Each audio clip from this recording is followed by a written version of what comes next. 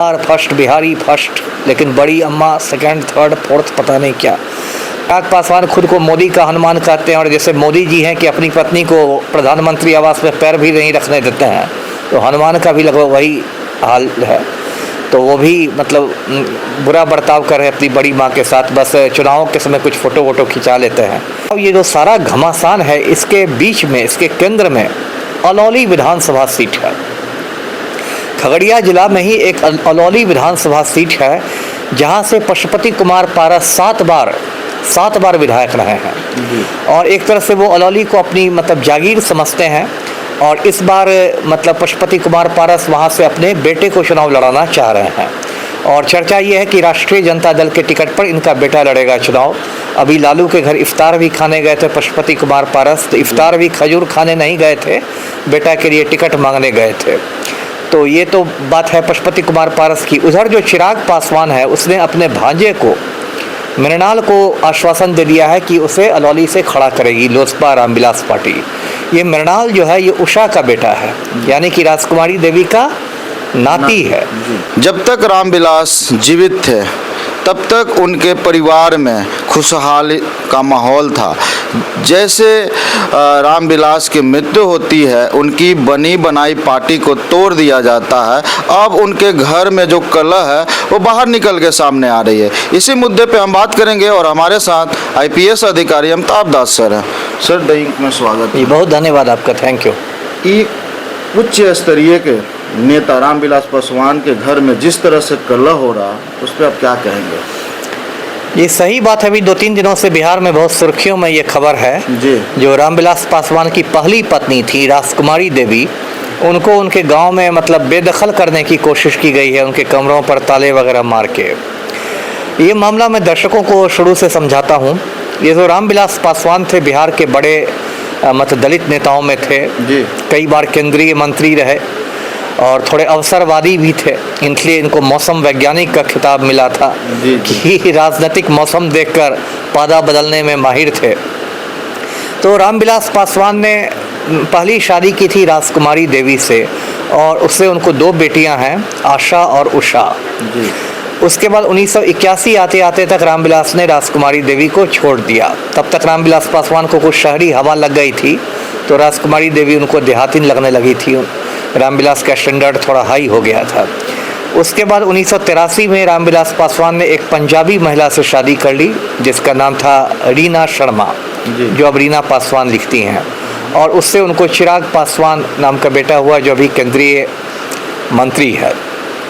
उसके बाद देखिए, रामविलास पासवान ने तरक्की की सीढ़ियाँ चढ़ी, लेकिन 2020 में उनकी मौत हो गई दिल्ली के फोर्टिस हॉस्पिटल में।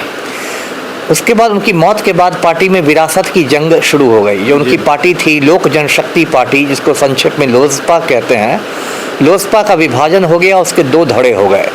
एक तो हो गया राष्ट्रीय लोजपा, जिसके अध्यक्ष हुए पशुपति कुमार पारस, जो रामविलास के छोटे भाई हैं, और दूसरा धड़ा हो गया लोजपा रामविलास, जिसके नेता हुए चिराग पासवान।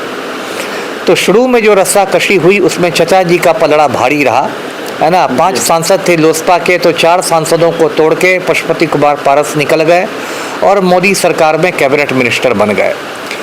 लेकिन पिछले साल जब लोकसभा चुनाव हुए, तो उस बार चिराग पासवान ने बाजी मार ली।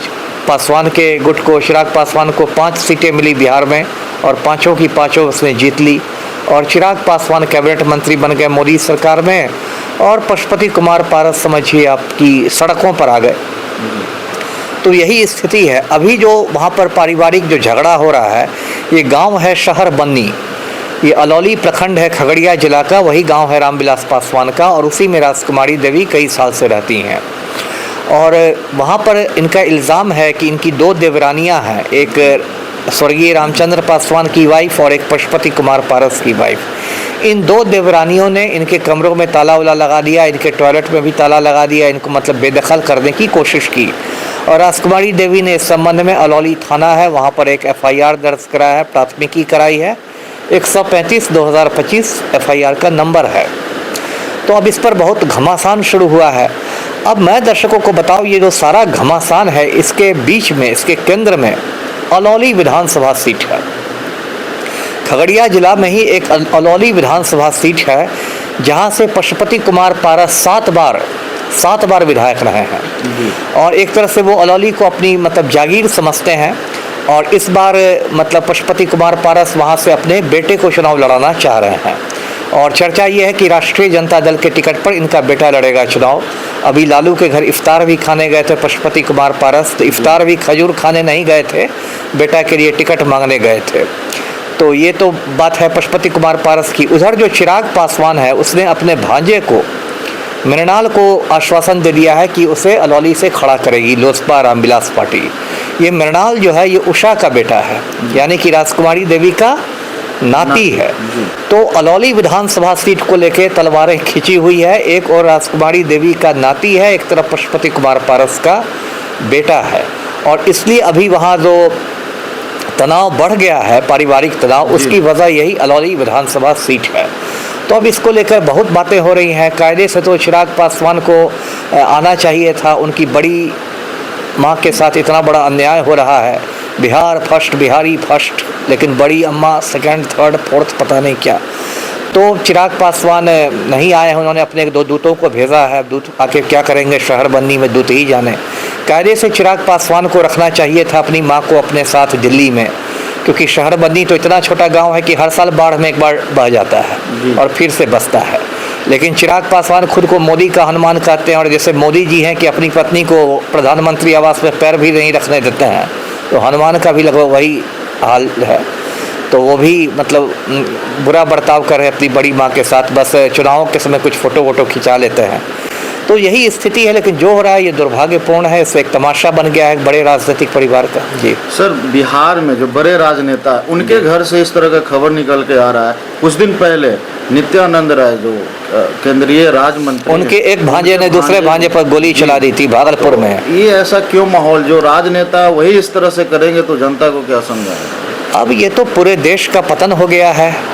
आज का दौर जो है वो एक भारत एक मतलब क्या आप कहें अंधेरी सुरंग से गुजर रहा है। मैंने कहा ना प्रधानमंत्री मोदी जी के बारे में, कहते हैं सबका साथ सबका विकास। अपनी पत्नी को जसोदाबेन को पैर नहीं रखने देते हैं प्रधानमंत्री आवास में। तो ये ऊपर से लेकर नीचे तक यही स्थिति है। जिन लोगों को जनता के सामने आदर्श प्रस्तुत करना चाहिए था, उनका अपना ही पारिवारिक जीवन का कचरा हो गया है, और बहुत मतलब निम्न स्तर पर आके उनकी लड़ाई होती है। तो ये दुर्भाग्य की बात है। बहुत बहुत धन्यवाद सर। देखिए, कुछ दिनों से जिस तरह से राजनेताओं के घर में भी कला निकल कर सामने आ रही है, आपको क्या लग रहा है? वीडियो में ज़रूर कमेंट करें, वीडियो को ज़्यादा से ज़्यादा शेयर करें। धन्यवाद।